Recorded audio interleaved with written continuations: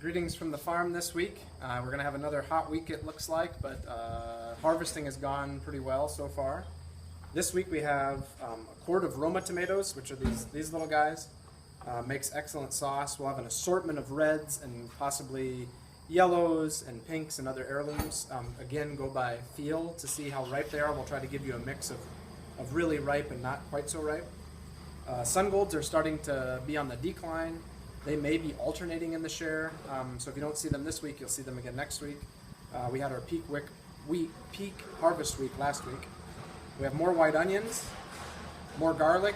For those of you who are wondering why we don't have as much or as large a garlic this year, this is one of those crops that did not do well for us in the past calendar year. We planted it, we mulched it a little bit late, but we had a really, really warm winter. And I think they actually got too dry and dried out, so we lost a fair bit of our garlic crop. So you won't be seeing as much garlic as we have in years past, and they also won't be quite as large, so this is more of the size that we'll be having. It tastes wonderful.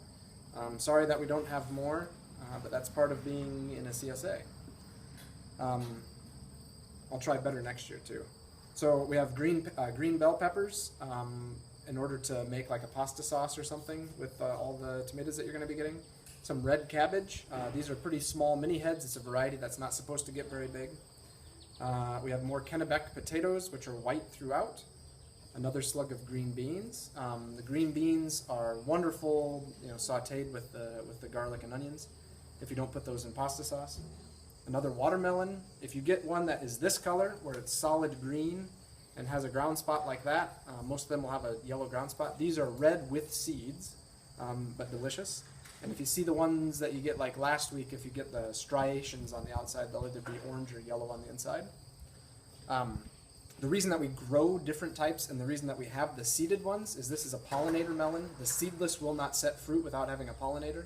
It just happens that this pollinator also tastes really good. So that's why we have different varieties. More summer squash and or eggplant. The eggplant, again, we're not going to be putting them into every box. I believe they went east last week, early in the week, and then we'll alternate, so if you didn't get them last week, you'll get them this week. And we have, for the one and only time of the year, we have celery, and the celery this year actually got to be pretty good size. This is a fairly representative head of celery. The stalks are wonderful. The reason they're not more pale in color than this is that we don't blanch them, we don't hill them up with soil. And the leaves, if you get a chance, for about a minute or so, blanch them in boiling water and freeze them, because in soups and stews they are excellent. And they take up almost no freezer space. You can do like a really thin Ziploc baggie with celery leaves and put them in soups and stews in the winter, and they taste delicious. You just blanch them for like a minute or two so they don't get freezer burn. Run them under cold water and put them in a Ziploc. And then one other thing that I don't have a picture of is the jalapeno peppers. We're going to have a few of those. We haven't picked those yet today. And in the background, you just heard a machine take off. They're putting the well pump in our new irrigation well.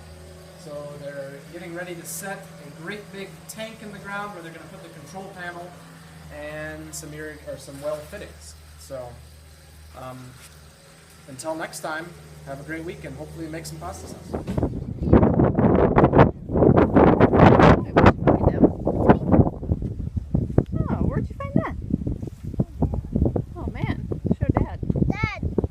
Tomato.